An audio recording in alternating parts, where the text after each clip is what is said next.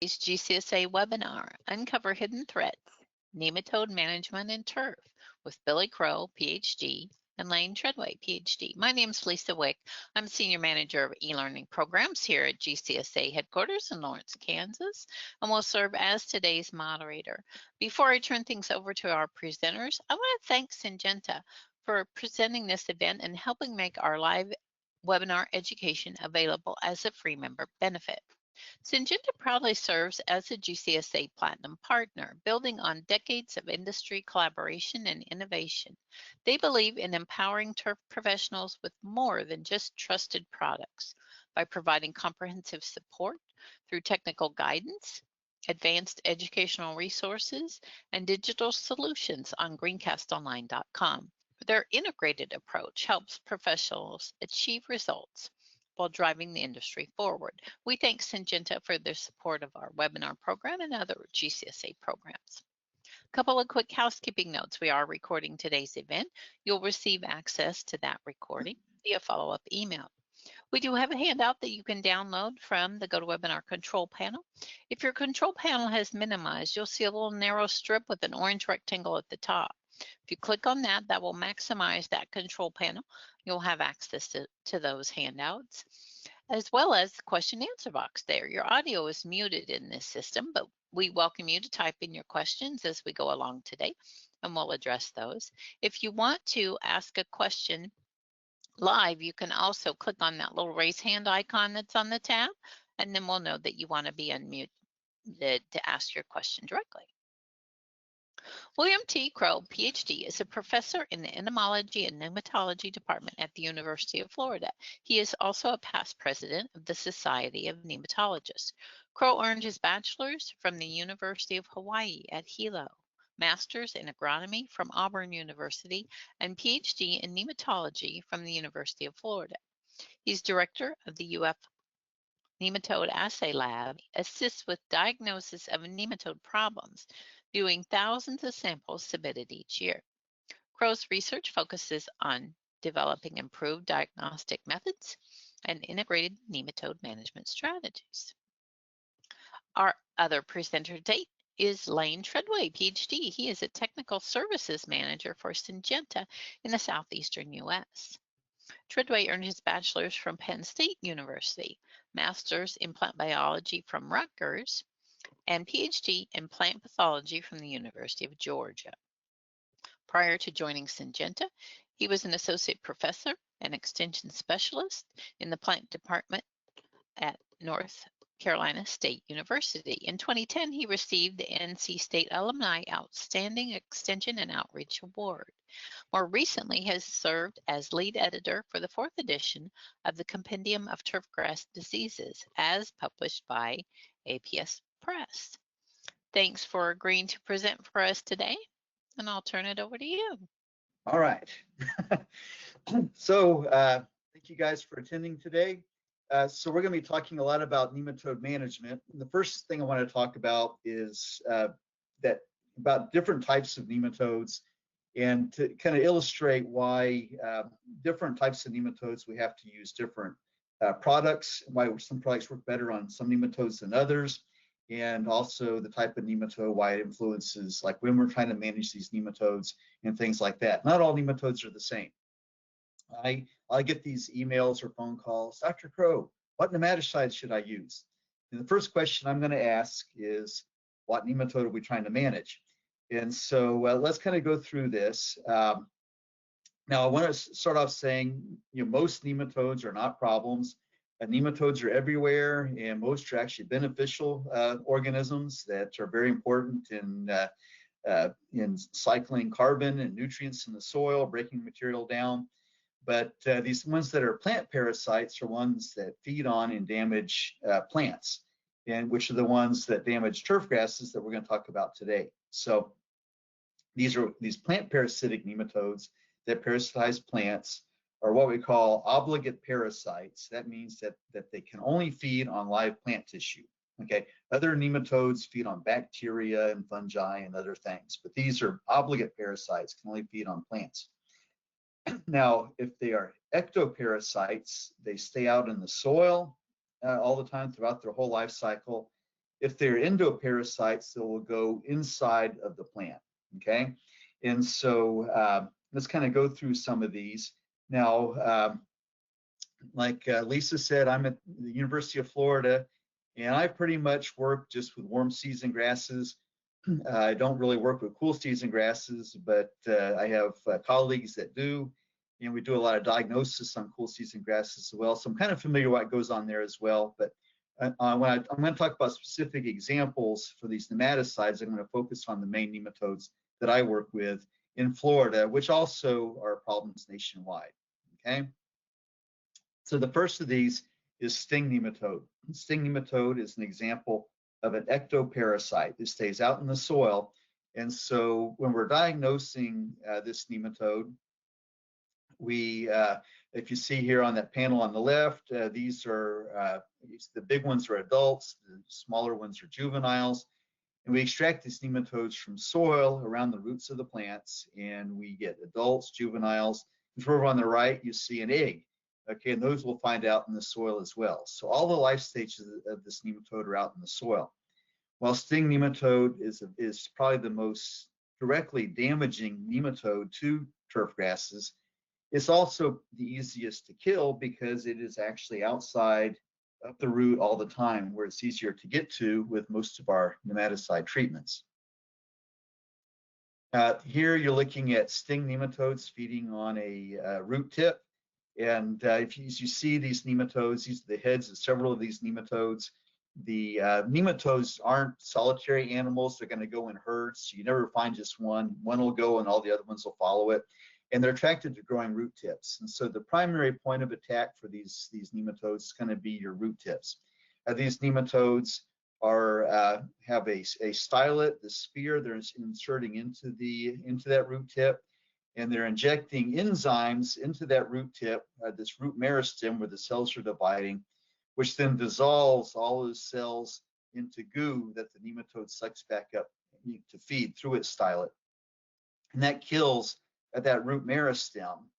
And so these nematodes typically cause, on warm season grasses, cause these stubbed up looking roots like this. And so there are several nematodes that cause this type of damage, sting nematode being the main one, but also stubby root nematode and also the awl nematode. These three nematodes often cause these stubbed up appearing roots on warm season grasses. I will point out on cool season grasses, they are very damaged by these nematodes as well, but you don't get that characteristic stubby appearance to the roots like you do on warm season grasses. On cool season grasses, you typically just get a decline in roots, okay? But there are other ectoparasites that damage turf as well, but sting nematode is one that we're really targeting with our treatments because it is the most damaging of these nematodes. I will mention this nematode is native to Florida and sandy soils in the southeastern coastal areas of the US. However, it's being spread and contaminating plant material. And now you can find this nematode in Gulf greens in California, in Kansas, in Missouri, in Maryland, and other places. And so it's getting moved around, becoming more and more of a problem nationwide. So now one thing we found out about these sting nematodes, we've done a lot of research on nematode movement and nematicide movement. And the reason for that is the best nematicide in the world is only going to work if it comes in contact with our nematode we're trying to control, right? And so studies we've done at the University of Florida, as well as some studies that have been done at NC State University with sting nematode, have shown that this nematode tends to move up higher in the soil profile during the cooler months, and then it will move down deeper in the soil during the hot summer months, okay? Now, that's going to affect how our treatments, what treatments we're going to select, and also when we're going to apply them. It is, I will say that as we're applying our nematicide up to the surface of the turf here, and we irrigate it in, and the nematicide has to move through all this thatch and organic matter and get deeper and deeper and deeper into the soil to get down where these nematodes are. And it's easier to get nematicide up here than it is to get it down here deeper, okay? So The nematicides are going to be more effective when these nematodes are up higher in the soil than when they're down deeper. And also during these cooler months, generally mostly in the spring, but also some in the fall is when these nematodes are doing all their reproduction. So that's kind of when we're going to target our treatment. So we want our treatment to be in this zone here, in the top, couple inches of soil in that early springtime and in the fall. Okay. Now, for sting nematode, our nematicide, we want it to be effective. We want it to either kill that nematode or paralyze that nematode or do something bad to that nematode, okay? So it's not gonna be feeding on our roots and reproducing. Because sting nematode and other ectoparasitic nematodes stay out in the soil all the time, these can be effectively controlled with a contact nematicide, which most of our nematicides we have today are contact nematicides, okay? But also if we have a systemic nematicide that gets taken up by the plant, it will also control these nematodes, because then as they feed on the plant, they will take up the nematicide as well. So either mode of action works good for these nematodes. However, to get to the nematode with a contact nematicide, the product has to be mobile, fairly mobile to get through all that thatch. You get moved in water down to where that nematode is, okay?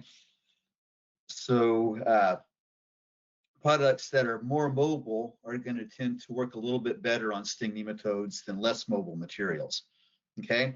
Now, depending upon your season of activity, like in Florida, sting nematodes are active almost year round, okay? So for us especially, we have a long period of time these nematodes are active. And as a consequence, if you have something that just has a short period of activity, it's not going to work as well. You're not populations down, but then you have to apply something else or do repeat applications to keep those nematodes down to the levels we want. Okay. Now, if you're further north, you have a shorter season of activity. And so the further north you get, that's not as important as it is the further south you go.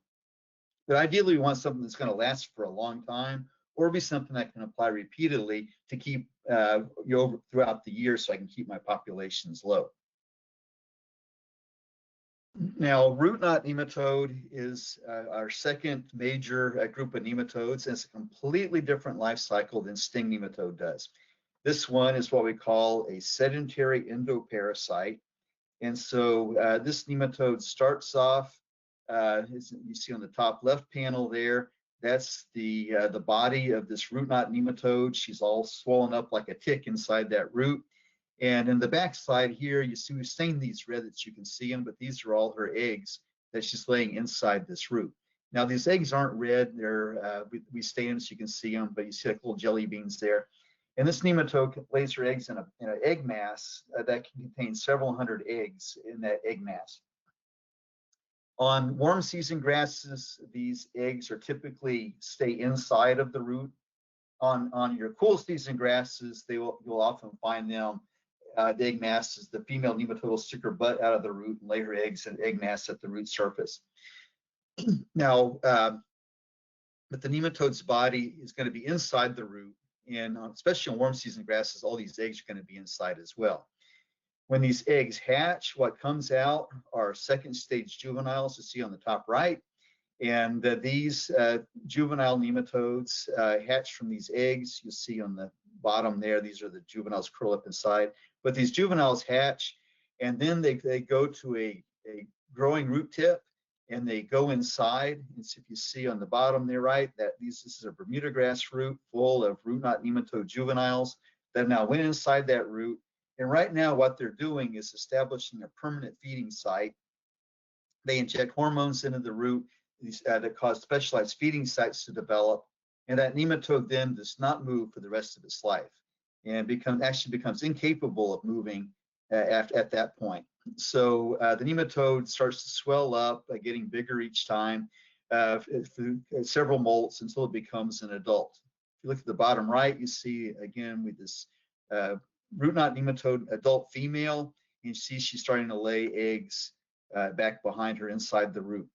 Now, if you look at the bottom left, you'll see this is actually a zoysia grass root, but you can see you can kind of see that female nematode inside there. There's actually several of them. and then that root rots off below that point where these nematodes are, okay? And so you end up with these really short roots with kind of swollen tips, so where the nematode galls are. And over time, these roots get shorter and shorter until everything gets all concentrated right up in roots growing in the thatch and thatch soil interface. One of the key things about root knot nematodes, though, is that other than the second stage juvenile, all the other life stages are inside the root. And these juveniles are only out in the soil for for a couple hours to a couple days. Okay, so a very short period of time. But this is the only time that you can get to this nematode with a contact nematicide, which really is going to influence how we're going to treat this nematode. Now, unlike sting nematodes, which are stay down here in the soil, we have found that these root knot nematodes predominate in the roots growing up here in the thatch and the thatch soil interface. So the majority of our root knot nematodes are right up here. Okay, so unlike root knot or sting nematodes, where we needed our product to be mobile and get through all that thatch and stuff and get down here into the soil, for this nematode, actually less mobile materials work better because we want stuff to hang around up here in the top inch or so where this nematode stays. Okay, so again, some of the properties are different for this nematode than for sting nematode. Also, unlike sting nematode, where we're trying to target our treatments when it's cooler, the root knot nematodes tend to be more active starting in the spring and moving into the summer.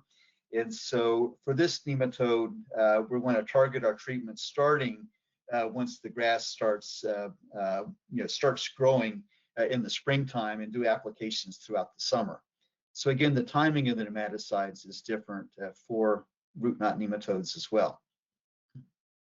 So for root knot nematode, we need our product to be effective. Ideally, we want something systemic that would get these root knot nematodes inside the root.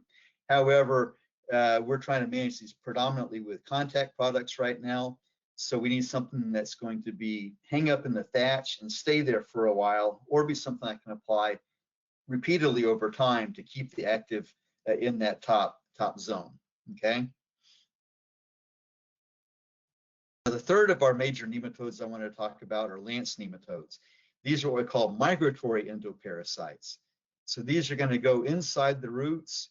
And you see here these lance nematodes. Again, we've stained them so you can see them inside there, crawling around inside. This is a seashore paspalum grass root here. They're crawling around inside there, tunneling, going from cell to cell, feeding as they're crawling through your root system.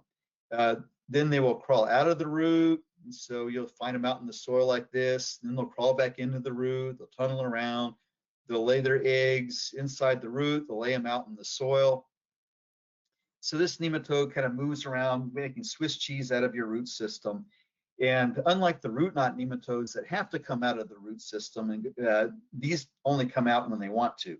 And it makes this nematode very difficult to manage. And also the nature of the nematode makes it so that some of our nematicides just don't work very well on this nematode. So while this one is probably the least damaging, directly damaging of these three nematodes, it's the most difficult to manage and is becoming more and more of a problem as some of our new treatments we have don't work very well on this one. Okay, so for lance nematodes, we want a treatment to be effective. Ideally, something systemic. Without systemic nematicides, we're trying to use things that are mobile to get through thatch down in the soil, and they're going to be hang around for a long time, or something I apply repeatedly over time to keep the active ingredient around in that soil. So when these nematodes decide, hey, I want to come out of this root, they come in contact with it.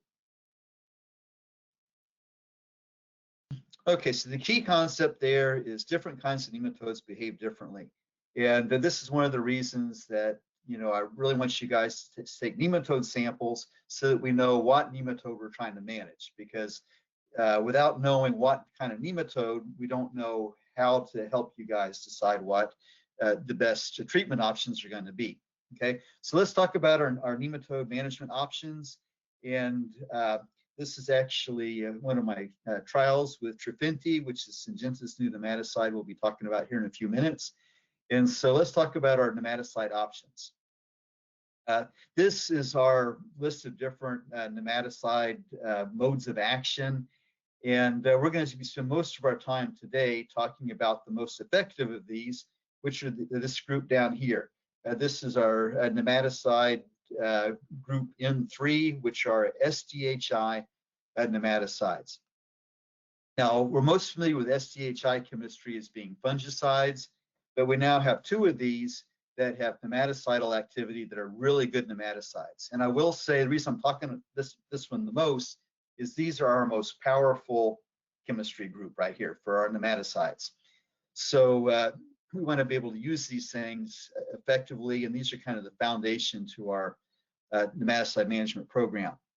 So let's turn this over to Lane, and he will talk about Syngenta's new product. Okay, thank you very much for that, Billy. And it is my pleasure to introduce you to Tymerium.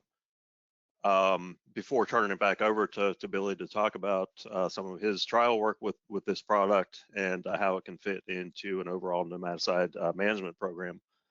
But as Billy mentioned, Tymerium or Trofinti is a new nematicide that also performs as a fungicide that belongs to the SDHI class of chemistry. Tymerium is our brand name for the active ingredient itself. So for the most part, we'll be referring to it as Tymerium today until we receive federal registration, which we're expecting in the very near future, at which point we will refer to the formulated product as Trofinti nematicide / fungicide. So as Billy said, this does belong to the SDHI class of chemistry. IRAC classifies SDHI nematicides in group N3. And as a fungicide, the Fungicide Resistance Action Committee classifies SDHIs in group 7. So Trofinti will be labeled as both a nematicide and fungicide, the first product in the turf market to be labeled as both. So being an SDHI, you might assume that Tymerium is just simply a copy of fluopyram, but that's really not the case. Actually, this active ingredient was specifically developed and designed to perform as both a nematicide and a fungicide. And the story actually begins with a screen that we did of 6,000 different molecules or compounds in our chemical library with the objective of identifying a new nematicide. And out of that screen, we did identify a compound that had actually been patented by ISK back in 2001 that had some weak nematicidal activity on both root knot and cyst nematodes. We subsequently discovered that that activity was due to the SDHI mode of action. However, as I mentioned, the activity was relatively weak, and also this molecule wasn't very soluble, which isn't ideal for something that we're trying to get down into the root system to control soil-borne nematodes.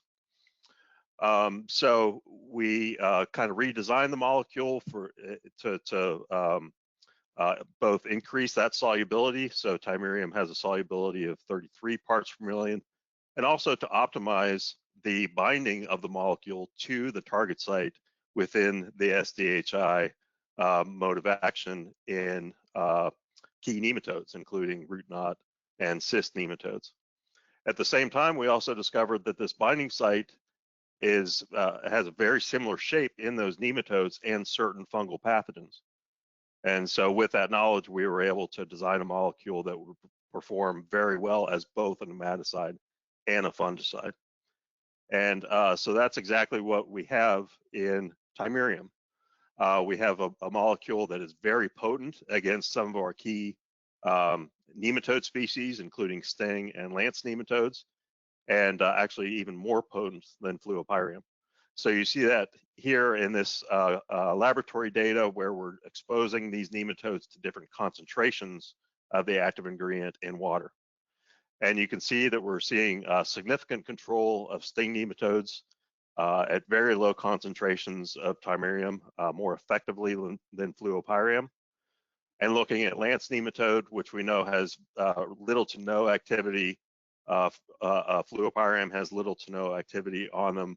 We see significant control at 0.1 parts per million and complete control at 10 parts per million.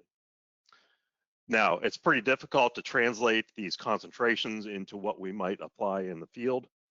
However, I will say, and we'll see this as we go through some of the data, this does translate very well to what we see in the field, where we can control sting nematodes very effectively with Thymeurium at even lower rates compared to fluopyrium. And we can also see very effective control in lance nematodes, especially at higher rates of the product. With that improved solubility of Thymeurium, that also does really improve its performance as a nematicide and as a fungicide. So with that increased solubility, we do see that it readily moves into the soil when applied as a drench or when watered in after application. And we do see some upward mobility within a plant, which can provide us with some systemic control of fungal diseases. However, you will see here after 14 days in these chrysanthemum plants, the vast majority of the active ingredient is remaining in the soil and in the roots, where it can remain to protect those roots through contact activity on soil-borne nematodes. So let's review some of the details that we expect to see on the Trofinti label once we do receive federal and state registrations. It will be broadly labeled for a variety of turf grass sites, including golf course turf. There are also some ornamental uses for foliar nematodes in particular. The minimum application interval on the label will be 14 days, but as we'll see, in most cases, we'll be applying this on a 28-day interval if we do need repeat applications. As far as PPE goes, pretty standard stuff there, long sleeve shirt and long pants, shoes plus socks, and chemical resistant gloves. The label will carry a caution signal word and pretty minimal restrictions on the label. The one thing that I do want to point out is that the label will require the use of coarse or larger spray droplets. So as long as you're using air induction nozzles or similar types of nozzles, when you're applying Trofinti, you should be in that coarse or larger droplet size classification, but I would encourage you to check your nozzle specification charts to make sure that you are delivering coarse or larger droplets based on your nozzle size and pressure. As far as the nematodes and the fungal diseases that we can expect to see on the Trofinti label, you can see here that it will be labeled for control of sting, root knot, lance, and anguina. And we have very conclusive data to show that Trofinti performs very, very well against these 4 nematodes, which are obviously the most important ones that we deal with in the turf industry. And in addition, we see excellent performance on certain fungal diseases as well, including spring dead spot, mini ring, and take all root rot. So based on that control spectrum, you might surmise that this is going to be most useful as a fungicide on warm season grasses, where we deal with these particular diseases. Trofinti does also control farrier ring. I will say that it is not our most effective option for farrier ring. So other products like Ballista and Brisquay will likely continue to be kind of the foundation of our farrier ring preventative programs. But Trofinti, especially if applied at higher rates, can help to control farrier ring as part of a programmatic approach. There will be a range of application rates on the Trofinti label, including both broadcast and spot treatment rates. So the broadcast rates will range from 3.8 to 7.6 ounces per acre with a yearly max of 15.2. And we will also have the ability to apply spot treatment rates to greens, tees, and fairways on golf courses. And so what this allows us to do is to take the full acre rates and concentrate that onto 10,000 square feet, as long as we're treating relatively small areas like a green or a tee or a small area on a fairway. And so we can do that 2 to 4 times per year, depending on the particular application rate, spot treatment rate chosen. Most of our spot treatment rates, I think we'll be recommending at the 3.8 per 10,000 square foot rate. So with this range of different nematodes and fungal pests and this range of application rates as well, I just wanted to show you this slide to kind of help you to hone in on what rate might be most useful for you depending on which nematodes and which fungal diseases you're trying to control. So for sting nematode control, we see very effective control at rates as low as 3.8 ounces per acre.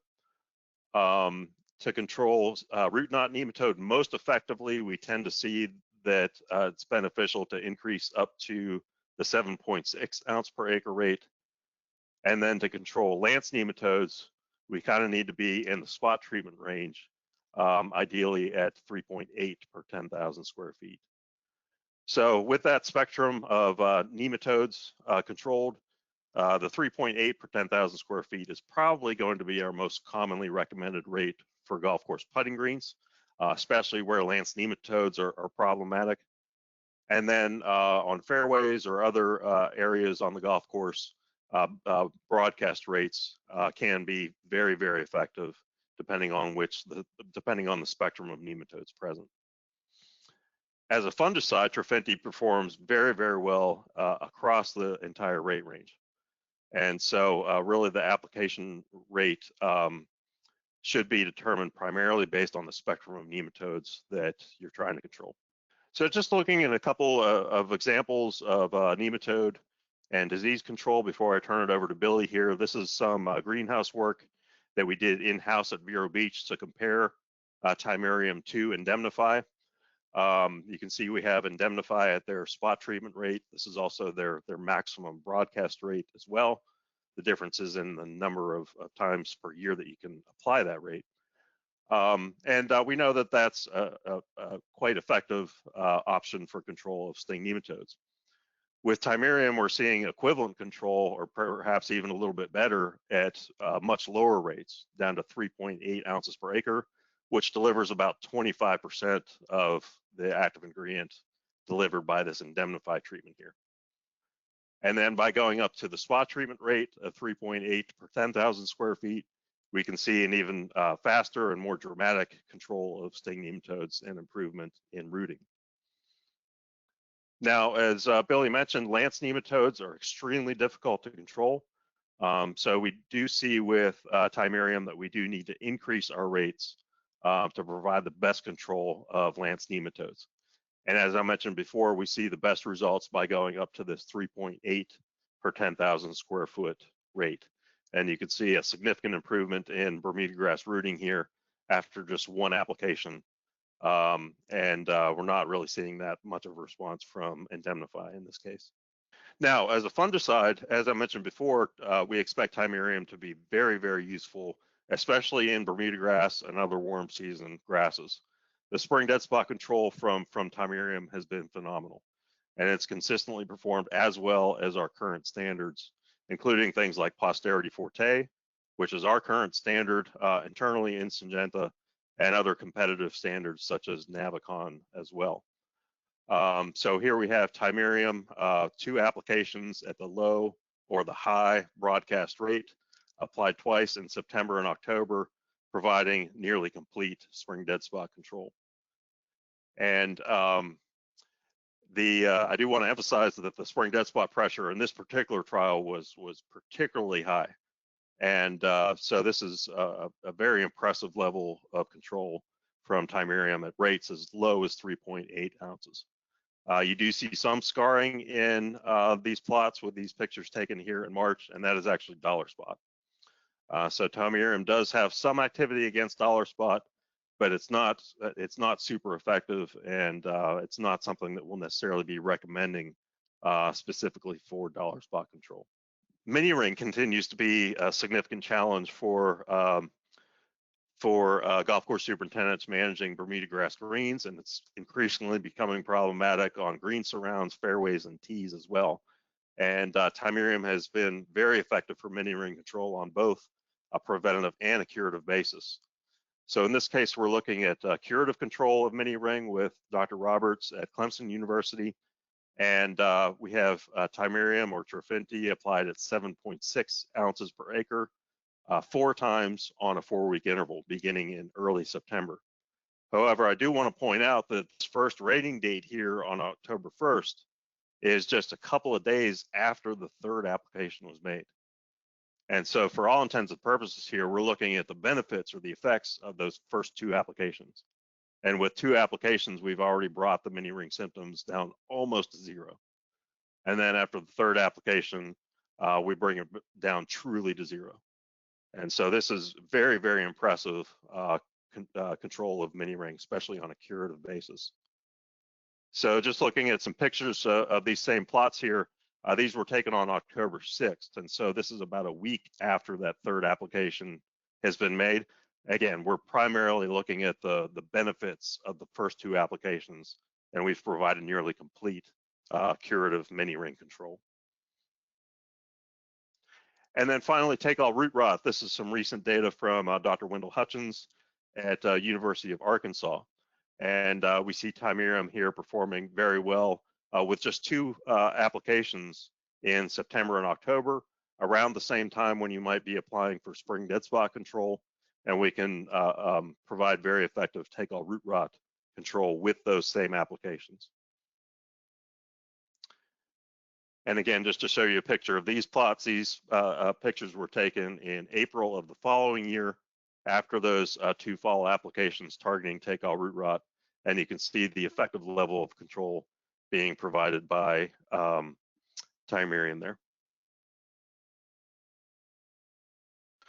Okay, thank you very much. And with that, I'll turn it over to Billy to talk a little bit more about his work with Thymerum and how it can fit into an overall nematicide program. Hey guys, I want to throw in a question here that we've got before we go back to Billy. Sure. It says, thanks for the overview. Can you comment on what stage in the developmental cycle treatments have been applied for best nematode control? i.e., have you found that this is better during major hatching cycles or at times of the year where older roots are going through natural decay? I'll take that one. Yeah, the best time to treat for any nematode is when it's going to be reproducing, and because you want to keep the populations down, right? And also, generally that happens when you have periods of root growth. So for example, sting nematodes, they really start, the reproduction really starts kicking off when you start growing new roots in the spring and the fall. And and that's when you really want to target your treatments. With the root knot nematodes, they'll kind of be laying eggs throughout starting in the spring and laying them throughout the whole summer. And so for that one, you need to do treatments starting in the spring and then carrying on through the summer months.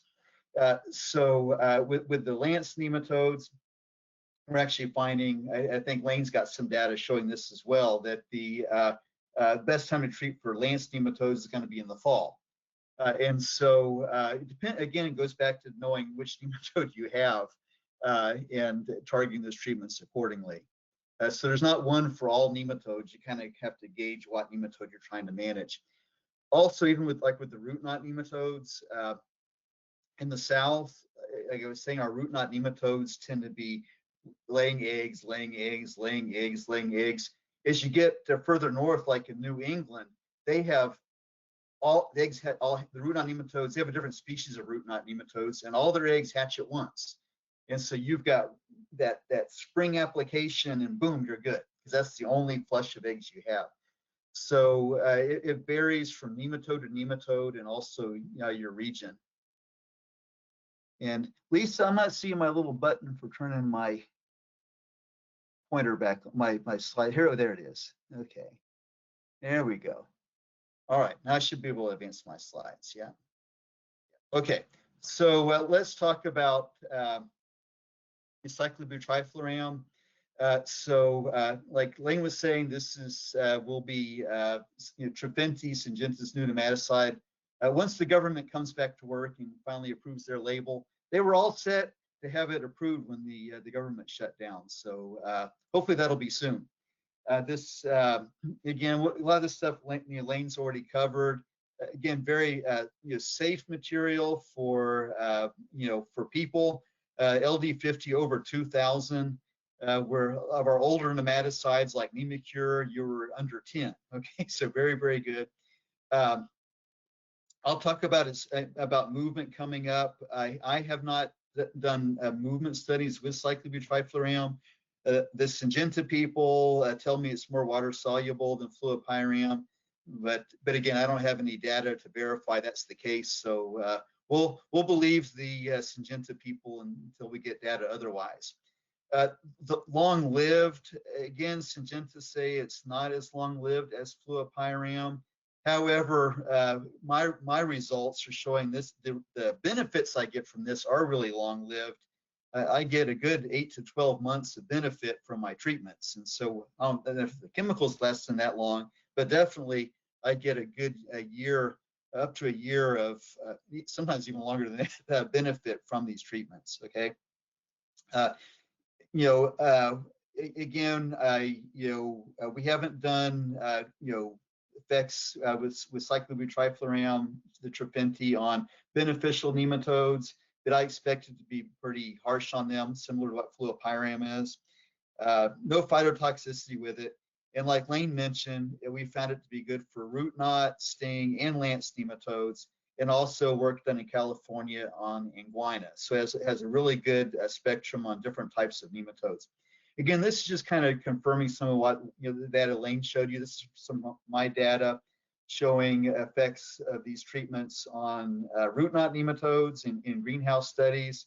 That big bar there on the left is our untreated control, and the one here in the that is Indemnify, 4 applications of or actually 1 application of Indemnify at the current maximum labeled rate.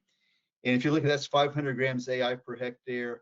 Here's Trofinti at 125 and 250 grams active, showing it actually, even at lower rates, still more effective. It is literally, I'm telling you guys, the best root knot nematode product I have seen. So I'm really, really excited about this for our root knot nematodes. Lance nematodes, you see here, this again, greenhouse studies looking at untreated control. Here's our Indemnify, which does not work very well on lance nematodes. And this is our low rate of Trofinti and high rate of Trofinti.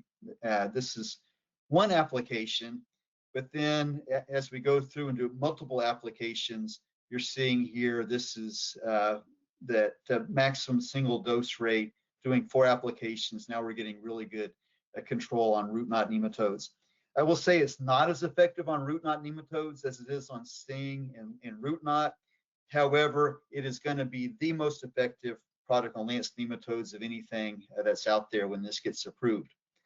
This is one of my graduate students that did some in vitro microwell testing and just showing activity on these nematodes in microwells. This, the line on the bottom is showing the response up to 50 parts per million of mortality of lance nematodes from fluopyram in Indemnify. It's very little response. And again, this is like over 50 times what any you'd ever be exposed to in the field. Whereas with our Trofinti or cyclobutyryl, we're getting a nice dose response. Now you see it's kind of maxing out in this study about 75% mortality, whereas at these rates for sting and root knot we'd be up at 100%. So again, not as good on lance as the other ones, but much better than the other products we have available. And this is from one of my field trials with lance nematodes. So you see here that nice square with our Trofinti treatment. Here's an untreated border. Here's another Trofinti plot back there. And here's our untreated control. And you can see we're getting excellent results in our field trials with this product. So really excited about that. However, SDHIs have one weakness, and I would say that is going to be resistance. So this is a document that was put together a few years back by the Insecticide Resistant Action Committee, nematicide working group, talking about that nematodes are at low risk developing resistance to nematicides for a number of reasons. One being that generally nematicides aren't used in other products like fungicides and things, strictly only nematicides.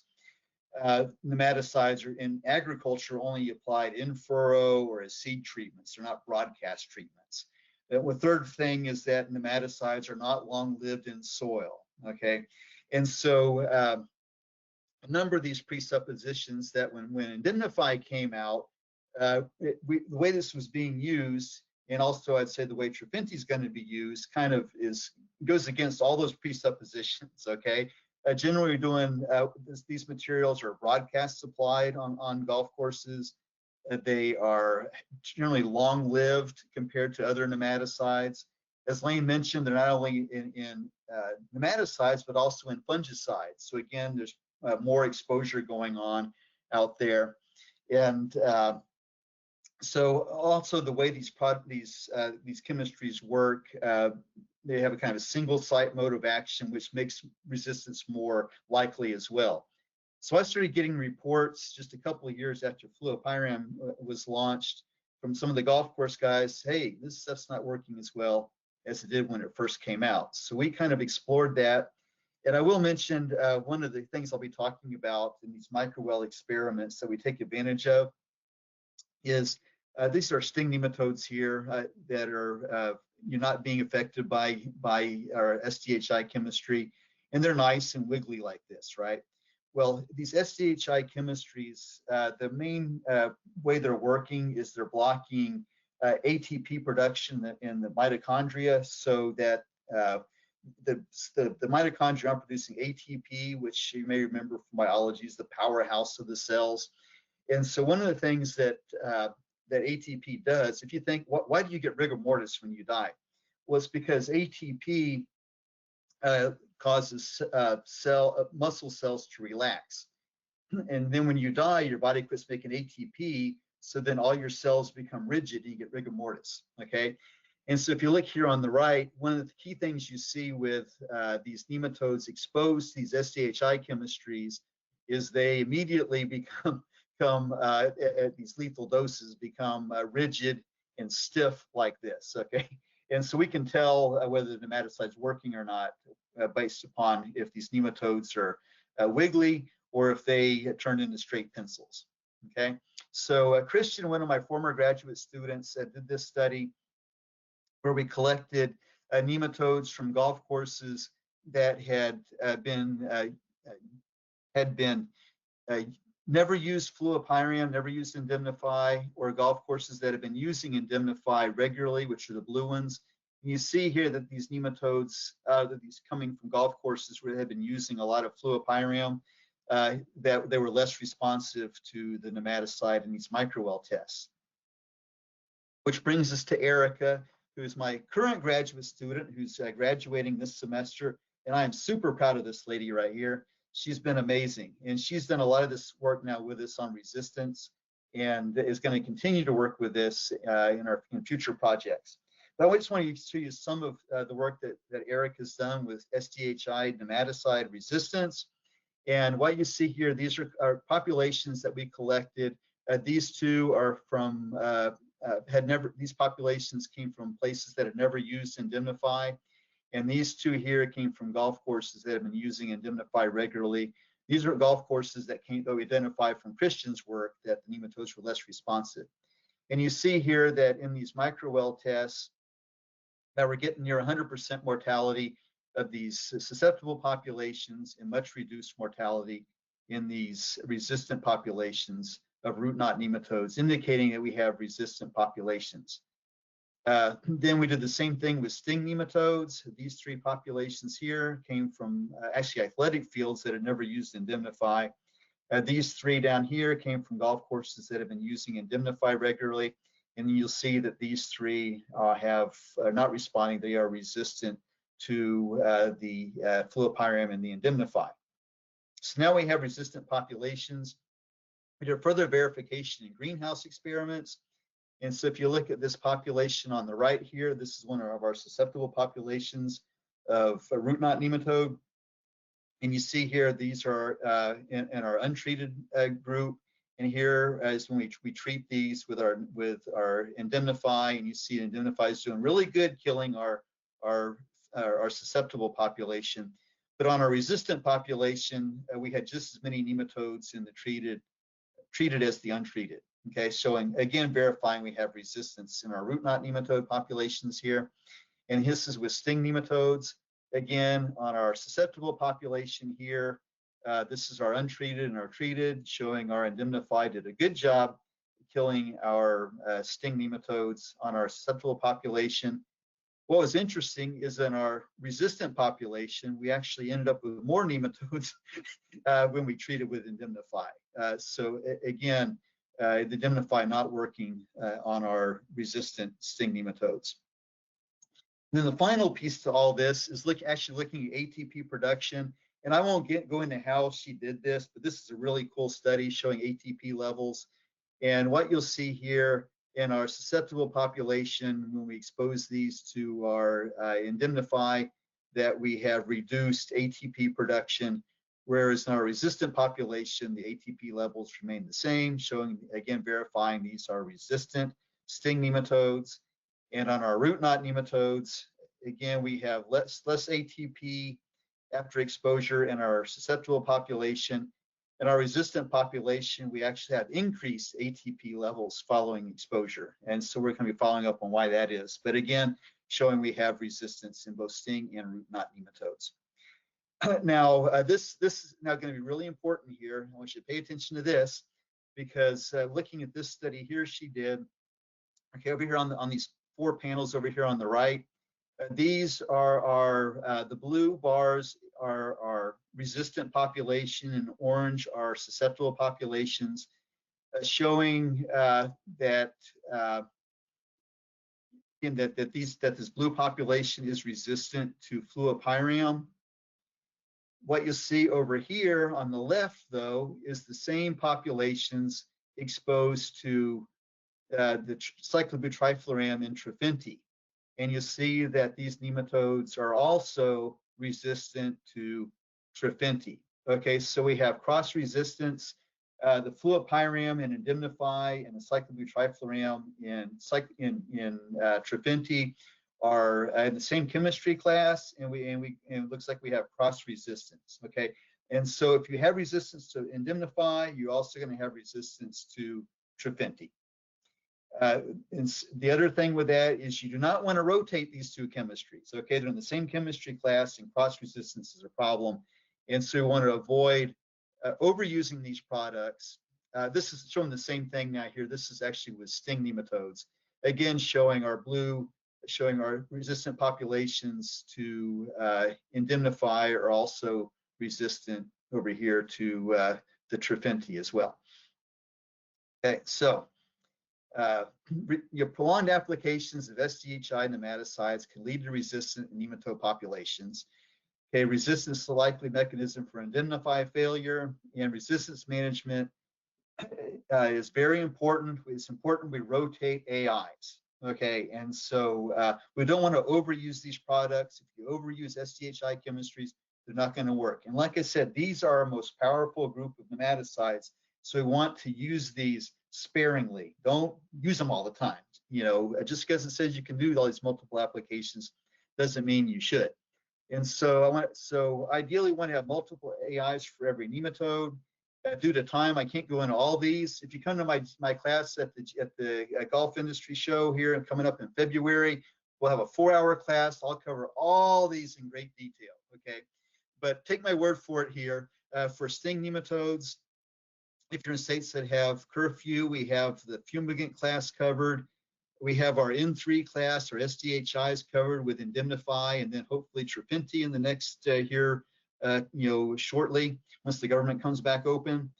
We have this group here. There's Nimitz, we could use on warm season grasses. Works on sting nematodes. Not as effective as the SDHIs, but I can rotate with my SDHIs.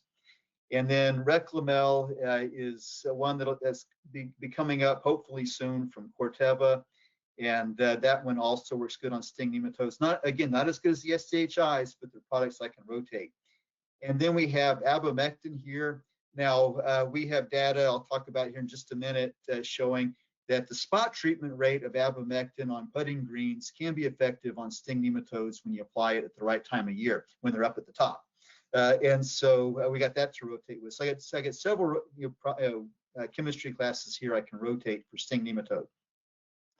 For root knot nematodes, the same. I got my SDHI class covered with Trofinti in the near future, and also Resilia and Indemnify in that same, the fluopyram. You don't want to rotate these two, but I got that. You pick one of these two to go with.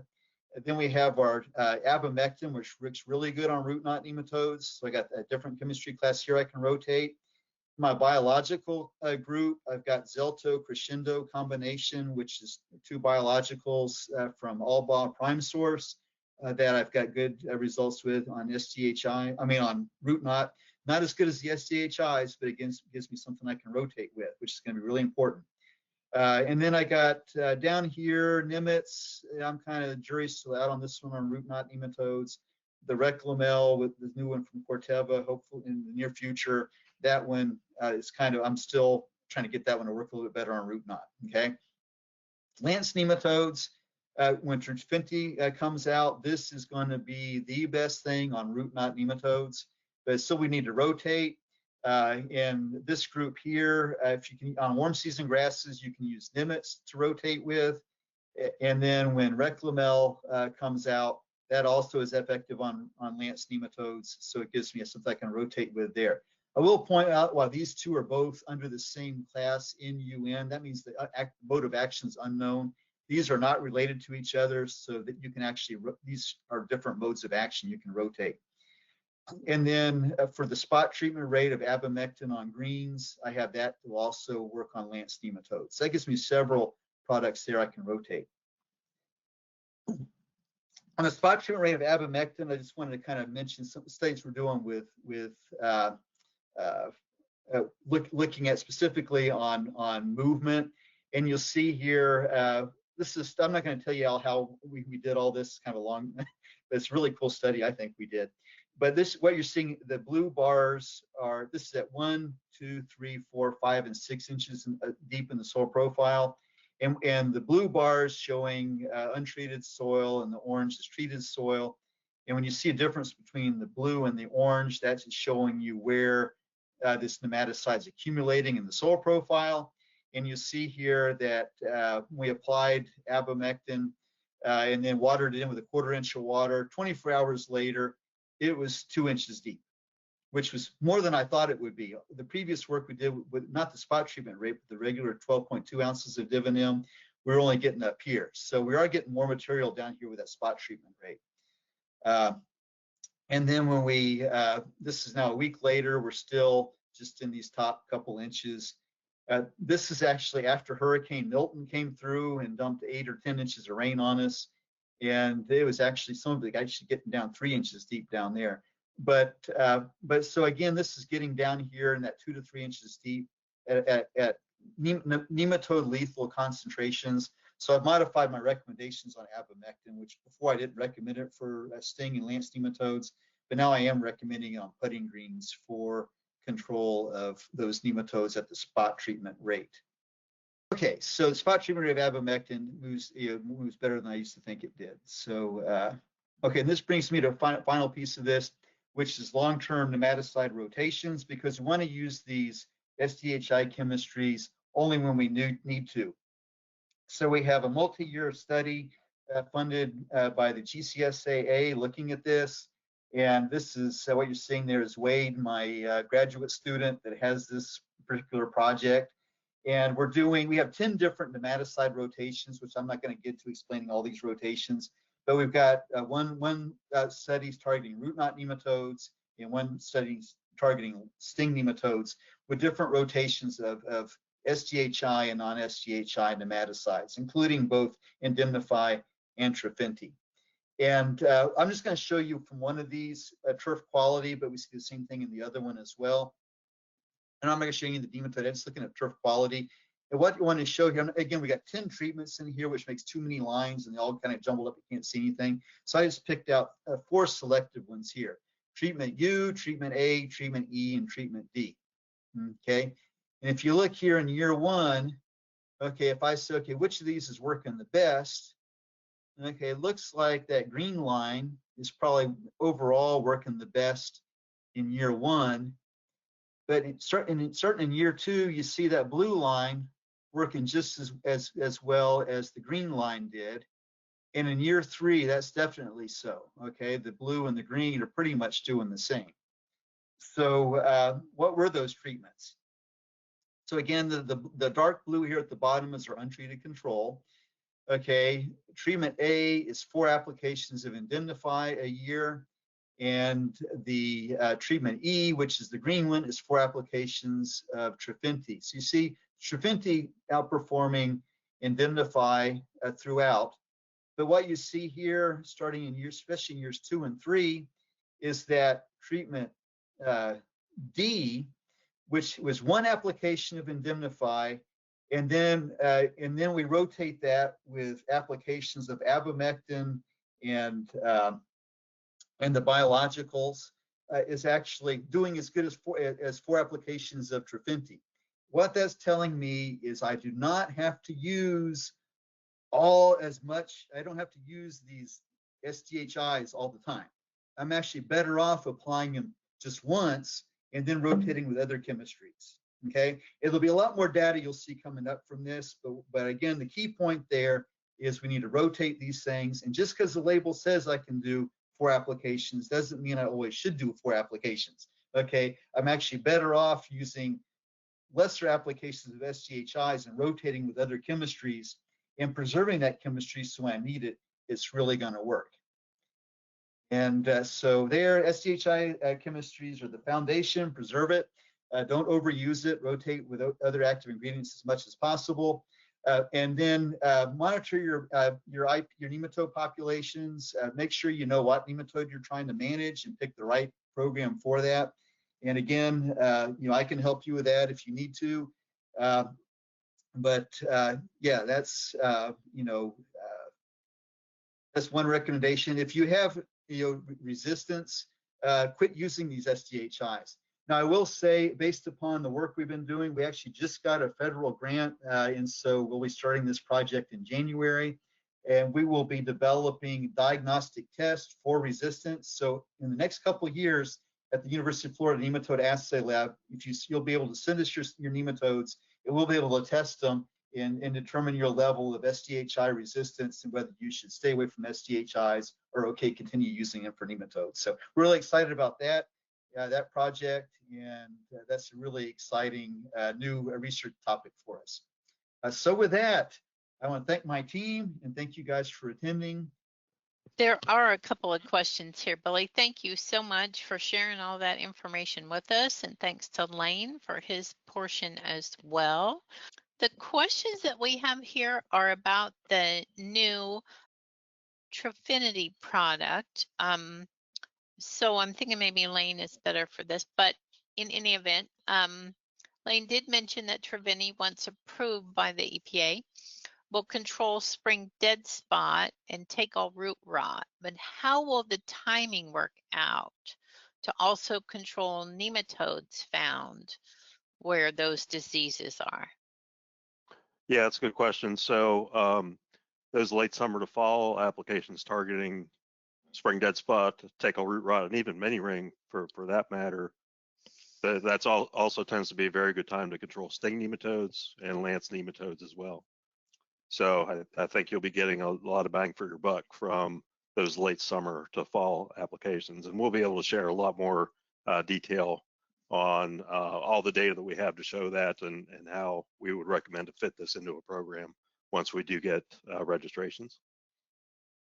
Okay, and then the next question is, has Trofinti been tested on Aguina pacifica on courses that haven't used fluropam?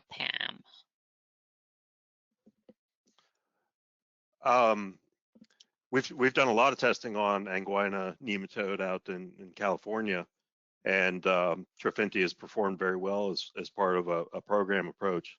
I can't say whether or not those locations had or had not used fluopyram in the past.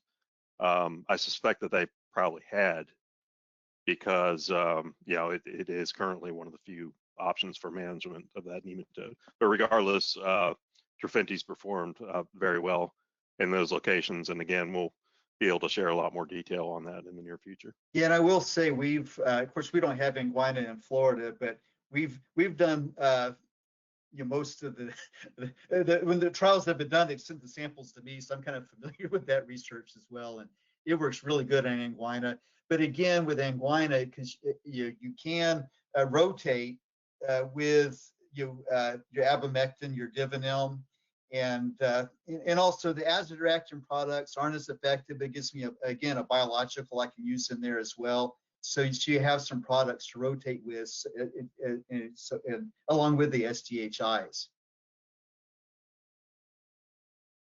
And I'm going to guess that maybe you'll be able to talk a little bit more about that in February when you're teaching for us at the conference.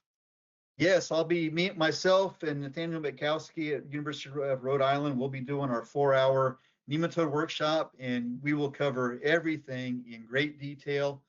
I will also be doing a power hour just on nematicides with a little bit more information than what was in here, but I still only have an hour, I think, on that one. So, Well, they can yes, come and quiz you if they want to, right? there you go. I'll be around, and like I said, I try to, if you guys have other questions, feel free to email me and ask them, and I'll try to answer them. That's very kind of you. We do appreciate when our instructors do that. Doc Rock is coming up. He's going to be talking about leadership. What happens when you move from your position as an assistant or a tech person on the course and move up to be in charge. Please type in other questions or raise your hand if you have them, and we will take those. I do want to say there's some cool new merchandise in the store. They've got the 100-year logo going for the centennial items. We'll have some of that at conference since we're having a big centennial party there. But some of the stuff you might want to get before then. Yeah, and Doc Rock is teaching on the 29th of October. I'll tell him to make some Halloween jokes. How's that sound? We appreciate him teaching. We appreciate you guys teaching. There again is Billy's contact info and a link to the lab. Thanks again to Syngenta for their support of this and other programs, for convincing Billy he needed to teach today. Safe travels, and we'll see you online again soon, everybody. Thanks, everybody. Thanks, Lisa.